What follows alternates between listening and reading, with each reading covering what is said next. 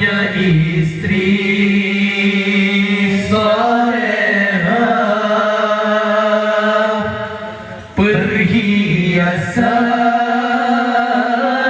terindah, setiap keindahan yang tampak oleh mata, itulah perhiasan dunia. Namun yang paling indah di antara semua hanya istri salehah, istri yang salehah.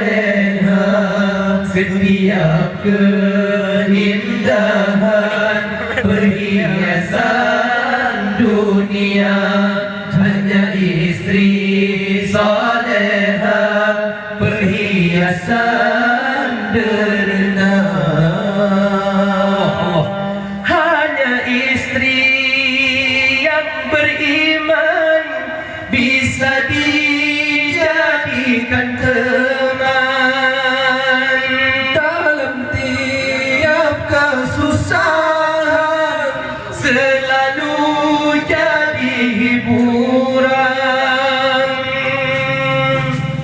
Hanya istri yang salehah, yang punya cinta sejati, yang akan tetap setia dari hidup sampai mati, bahkan sampai hidup lagi. Setiap keindahan yang tampak oleh mata, itulah perhiasan dunia. Namun yang paling indah di antara semua hanya istri salehah, istri yang salehah.